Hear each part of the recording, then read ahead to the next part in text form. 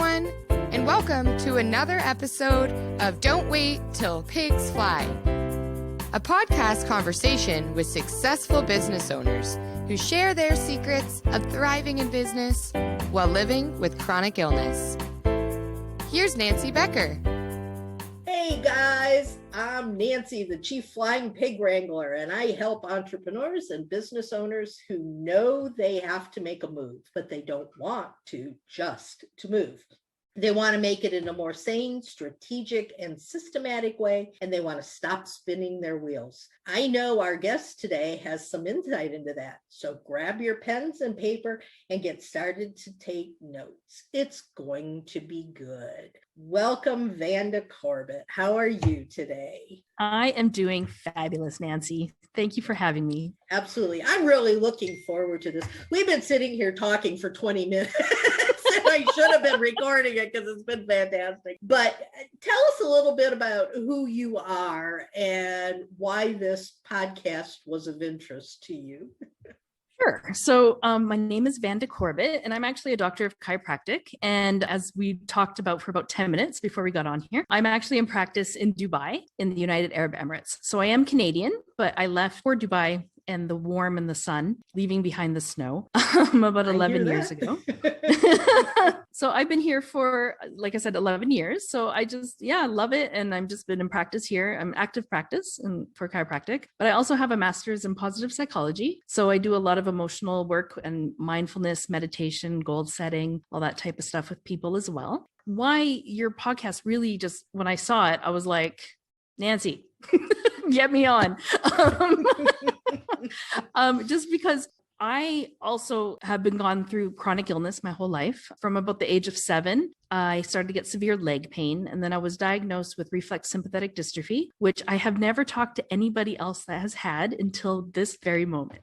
So I mean, it's now known as complex regional pain syndrome. And at the age of 12, I was also told that because I had it in both of my knees is what really affected me. And I was in and out of a wheelchair, couldn't walk. I mean, the pressure from the bed sheets would just like put me through the roof. The change in air pressure when somebody came in the door in the hospital, it would wake me up. I would wake up screaming. So I've been through that chronic stuff that, I know that you, as we talked before, have been through. Yeah. And it just makes me a little teary. I'm actually talking to somebody who knows what I'm talking about. Who gets it, because nobody, we both were talking about the fact that doctors were telling us both that they were just going to amputate our legs because they're going to take it off. Yeah, I know. I was at the age of 12, I was given a choice. One was an epidural spinal block, essentially paralyzing me from the waist down, or if that didn't work, amputation. And I'm just like, I just remember looking at my mom and pulling out my own IV, and I was like, Mom, take me home. If you leave me here, they're going to kill me. So I was just like, let's go. So we actually checked out against medical wishes or medical advice, I guess. And I mean, nowadays my parents probably would have been arrested, but thanks, Mom and Dad, if you're listening to this. And they got me out. It was just such a journey from there on. About 19, things kind of turned around for me a little bit. I mean, that was over 20 years ago now, and I still have lots of fatigue, chronic fatigue, fibromyalgia, stuff that I still deal with on a daily basis. But I'm just here to just kind of share my story and talk with a fellow survivor. And I read something the other day that said, it was a scientific paper on RSD, and it said that it's been called the suicide condition, because there is no pain worse. No pain than RSD. Than what we deal with. Absolutely. I remember reading something when this probably would have been 15, 20 years ago, but it talked about like a scale of pain, right? Where 50 is the amount of pain that would actually kill you. And like terminal cancer, I believe, was around 25. Severe car accidents is around 30. But RSD, like our complex regional pain syndrome, is right up there about 45 to 48. So it was probably the same paper. So and you can't, it's not like, ouchie, it hurts. or like some of the worst pain I can think of is like a paper cut, it's like, it's not like that. It's just like constant, never ending enduring pain that you just can't describe. Yeah, I heard something the other day that I think is really interesting. And this actually can go towards the concept of the podcast. And that's the scale of 1 to 10 that we all know of, as what's your pain level today is absolutely ridiculous for someone who has chronic pain and who lives with it daily. And they had actually created a different terminology for it, I guess. And it was like, one day you may feel like you've been hit by a feather, whereas another day you may feel like you've been hit by the atomic bomb. Right. And all these different levels. There's a sedan, there's an 18-wheeler, there's all these. And I'm going, that makes so much more sense to me, because there's never a time when it doesn't hurt. It's just the level of hurt. And I think that we have to take those things into consideration when we're trying to run a business. Absolutely. My favorite is I was hit by a Mack truck. That's what I've been saying for years. Yep, I love it. I say that too. Yeah. But it's like when you get ready to get up in the morning, it's, for me anyway, I lay there in bed for a couple of minutes until my cats jump on me and I go, oh, ouch, guys. But I'll sit there and I'll think, all right, what level of what hit you today? Well, today it might just be a tricycle, or tomorrow it could be. And that really guides what I do that day in my business. 100%. My tell is I know how well I'm feeling that today is whether or not I wash my hair. When I wake up in the morning and I'm like, is today a ponytail day? Or am I washing my hair today? Because washing my hair, obviously it's long, like I know your readers can't see, or listeners can't see, but it's quite long. And it's like, if I wash my hair, I know that's 25 extra minutes between showering and blow drying and all that stuff that I have to put out that output. Do I have the energy to do that? Yep. So that's what I decide in the morning is like, am I washing my hair today? Yeah, and I'll do I even have the energy to get in the shower today, or am I going to just give myself a sponge bath? It's just, or am I just going to stay in bed? This was interesting. One time at that point, I was still doing my pre-interview application process. So I was talking to people to see whether they were going to be a good fit for the podcast or not. And I had an appointment set up with someone that I thought I really wanted to talk with. And I had to cancel because I was getting ready for one of my surgeries. And the doctor had called and said, you got to come down here right now to get blood work. We've done something, we've misplaced it. We need blood work. You got to come. So I canceled. I said, I'm so sorry. I apologize. This thing has come up. I need to go to my doctor's and let's reschedule. Well, and I'm not even talking to the person, I'm talking to the assistant. And then I got back, okay, and they rescheduled. Well, then the next time my appointment with this person came up, I couldn't talk because I had strep throat. How do you talk to someone with strep throat, right? And a little difficult for sure. Yeah. And so I had to cancel again. And I said, I can't believe this is happening. I'm so sorry. And I get back this comment that says, well, obviously you don't care enough about me to really consider talking to me. So let's just forget the whole thing. And I'm going, that can happen so often when you're dealing with a chronic pain issue. There are days, I was thinking this morning, do I really want to do a podcast? And I'm so glad I did. But thank you. I appreciate you being here. but you have to figure out whether you can do it or not.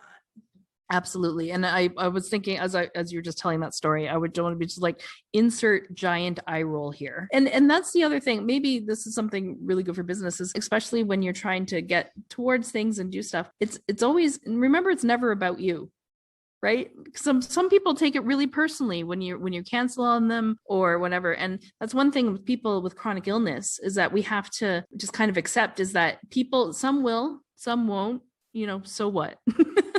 You just have to just tell your truth and be like, today is not a good day. And if the person wants to reschedule and they want to, go forward with you, they will. And if they won't, so what? Like next, Yeah. I think that's something that we really have to, and here goes the mindset part of all of this, is from the standpoint of the business owner who's running the business, who has the chronic illnesses. And it's more so with people, I think, who are just getting started. But I've been in business for over 35 years, and I still, I feel really bad when I get canceled out on, or when I have to cancel on someone and I'm going, they're not going to like me and they're not going to want to do business with me. And, you have all these voices in your head that tell you things that make you not want to stand out there and run a business. So what do you tell people when they're dealing with that kind of thing? Well, that's it's a very good question. But what I was just thinking about is, chances are if you cancel on somebody, and especially in today's world where we're so overworked and like stressed out and always in sympathetic dominance, like our phones are continually going, we're always in that fight or flight mode. We're always just a little bit like on edge. Chances are if you probably cancel a meeting with somebody, they're probably really excited that you canceled.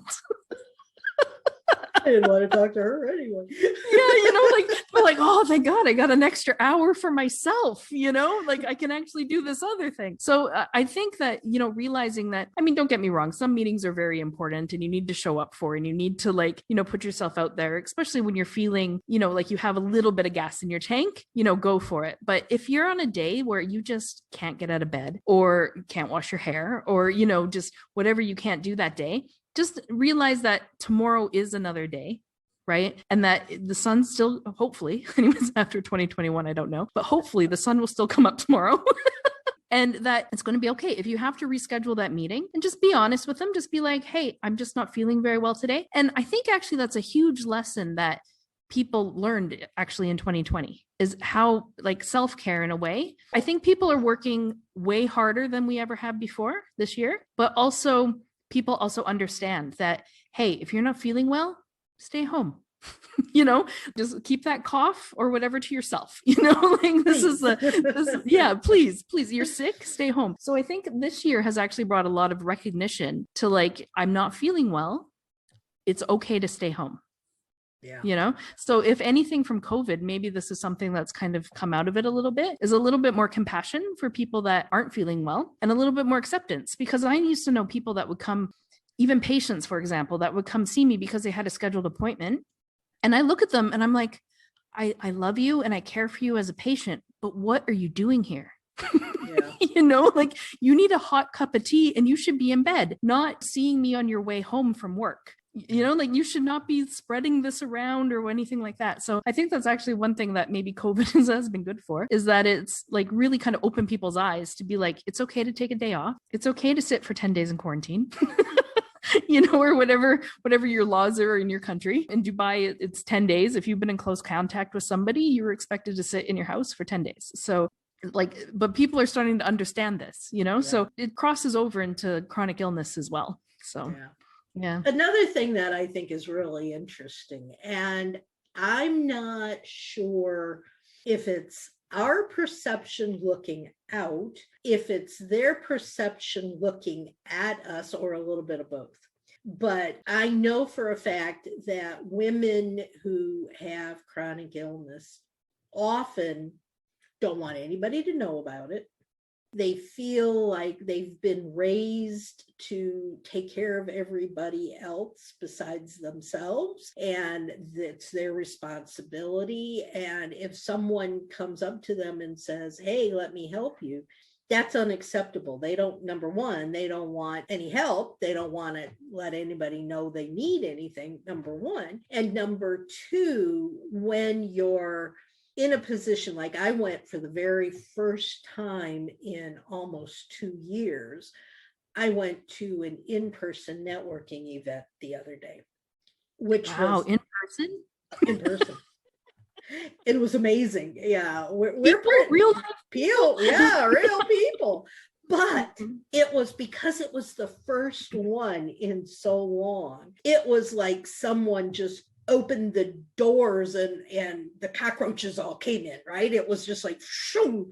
And it was in this tiny little reception area and bar of one of these upscale fancy hotels that had just been built in town. So it was small. There were furniture everywhere that you couldn't move. You couldn't get around because it was nailed down. And everybody is walking like this. Well, in comes Nancy in the wheelchair, and people just start backing away, right? And, or they would just look at me and go, yeah, right, whatever. And I'm having to go, beep, beep, my horn, and excuse me, I don't know if you can't see me.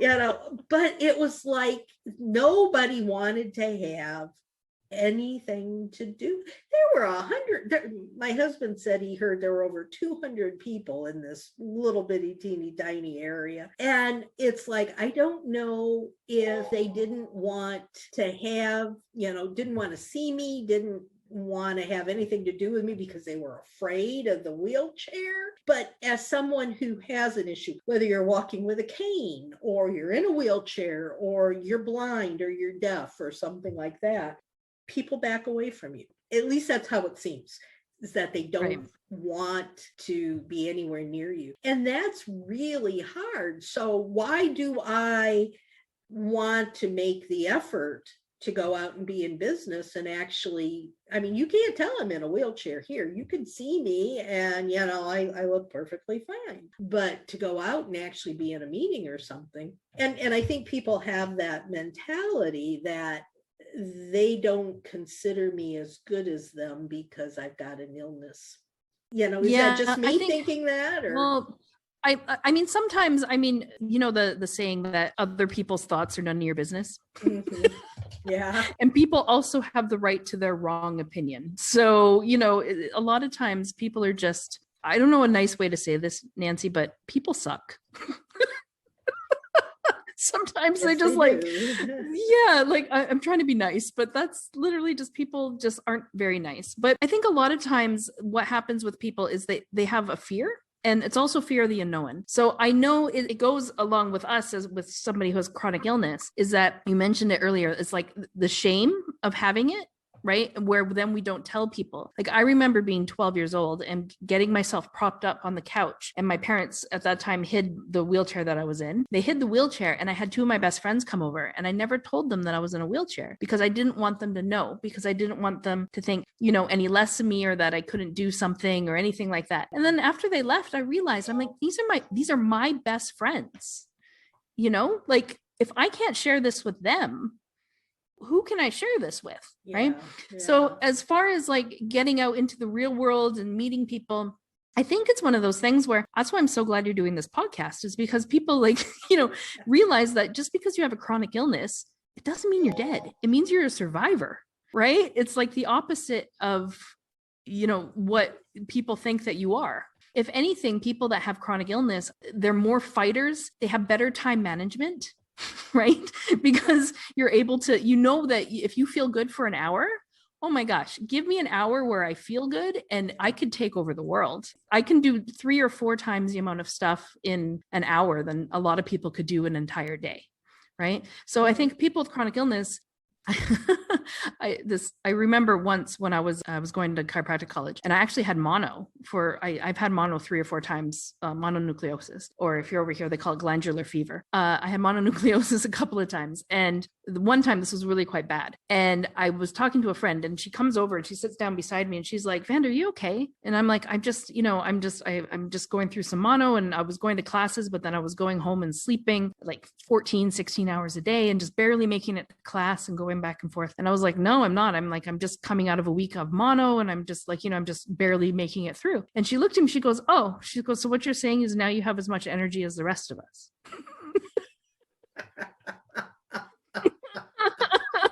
Because up until that moment, like when I was feeling good. So that's one thing that people just need to understand, is like sometimes having chronic illness isn't necessarily, of course, it's a deterrent and that type of thing, but you can flip that and you can, use it to your advantage. Like, you can do things in 1 or 2 hours that most people would take a week. And once people realize that as well, Like, the saying, if you want something done, give it to a busy person. Right.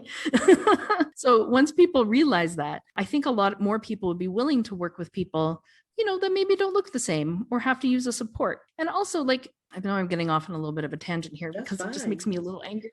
Go for it. But like having a wheelchair or having a cane or being on crutches, it doesn't make you any less of a person. Right. If anything, it just adds to your story. And we all have these amazing, amazing stories. And, and I challenge your readers, if you don't have a chronic illness, next time you see somebody out there with like, who's blind or, maybe have hearing aids or, even other like invisible things that you can't even see that you might pick up on, ask about it. It's not like if somebody were to, I can talk all day about what I've been through, but I don't bring it up in common conversation.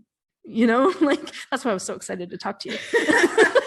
And two things came to mind, and one of them is, and you said the hidden, and for so many of us, if we're not in the wheelchair, if we're not on the crutches, people with fibro, for instance, don't usually show that they've got massive problems. You don't know what somebody's got. Unless you talk to them about it. I try very hard, and anytime I'm out and I'm with other people, I try to be just especially nice to everyone because you don't know what anyone else is going through. And that person standing there behind a cash register at the grocery store might have been standing there for 10 hours on their feet, and they've got RSD in their ankles and they just want to die, so just be aware that you don't know what's going on with other people and be accepting of everyone. So that's the first thing that I try to do. The other thing that I do and say and truly believe, and I've gotten yelled at for this, there are groups out there where people just sit and whine and moan about how much pain they're in and how the doctors treated them and all of that. And I'm going, and I would never leave the house, I would never do this, I would never do that. And I'm thinking, I can sit on my couch or in bed and hurt and be depressed and sad and crying, or I can go out to the mall, I can go to a restaurant, I can go do wherever my husband wants to take me. And I may not actually hurt quite as much because my mind is on other things. Now, I'll probably hurt when I get back home, but the next day, but at least I would have enjoyed myself while I was out and have got something to think back on and remember with pleasure. So I think there is really a lot of mindset and mental work that we need to do. 100%. I mean, you are in charge of your own thoughts. You are in charge of what you think at all times. If you don't like what you're thinking, stop, think of something else, right? You're in full control of doing that. I know when people get into certain depressions and stuff, it's much harder, but still you're still in control of your own thoughts, right? One thing that really kind of interests is just actually your posture. And especially if you're in a wheelchair or crutches and stuff, a lot of times we're much more hunched over. And I don't know if you know this. well, we're just interested in each other. We're leaning towards the screen. I found this fascinating. The stat is that if you put your chin to your chest, like most people do when they're texting, that position, right? Mm-hmm. It automatically decreases your heart and your lung capacity by 30%. Wow. Yeah, just by doing that, just with that posture, right? Yeah. And then also, so you have pretty much 6 major emotions, right? You have anger, disgust, fear, happiness, and sadness. Yeah, those are kind of the 6 major emotions. And what they found, actually, the University of Pennsylvania did this study, and what they found is that those emotions are mostly conveyed in your upper body. So if you're able to actually just change your posture just by like bringing your shoulders back, if you find yourself kind of spiraling, like I'm just having a really bad day, for your listeners, Nancy just sat up straight. Shoulders back. Shoulders back. She just totally sat up straight. So what is happening is you can actually change a lot of your emotional state just by changing your posture, right? There's a really popular TED Talk by Amy Cuddy, I believe it is. And she talks about power poses. Yeah. Have you seen that one? Yeah. And just by standing like in the Superman pose, with your shoulders back, your hands on your hips, and just like, or just sitting up straight, you don't have to stand. Sorry, you're in a wheelchair, Nancy. but just sit up straight with your shoulders back and your hands on your hips. See, and this is the other thing. It's just vernacular, right? It's just, you forget who you're talking to after a while because you're totally normal. Anyways. No one's ever called me normal before. Well, I was trying to be nice. Okay. So, you sit with your arms back and your hands on your hips, and you just kind of, even just sitting up like this, just for 2 minutes a day, it increases your testosterone and it decreases your level of cortisol, which is your stress hormone. So even if you're just feeling super stressed and you're just like, what to do? Just sit up straight, put your shoulders back, and just kind of like put your chest out towards the world and just be like, okay, here we go. And just by adopting this posture for just 2 minutes, actually completely changes your brain and the way that you'll perceive things. So, I mean, there is a lot of stuff. I mean, I know with chronic illness, we occasionally just go down this spiral because a lot of times you're stuck in bed, or you're stuck on the couch, or you're stuck in a chair, or, you feel like you're in the corner propped up against the wall or whatever. And just like, there is a lot of stuff you can actually do yourself so that you can just try to change your mindset so you can get up and wash your hair, or get up and make that phone call that you want to do for your business. Or there's a lot of stuff that you can just by changing some of the posture. And how simple is that? So easy. Yeah. So easy. Yeah. Well, and I know it to be the part about you can change your mind, you can, change your thoughts, because I was in that place for 1.5 years.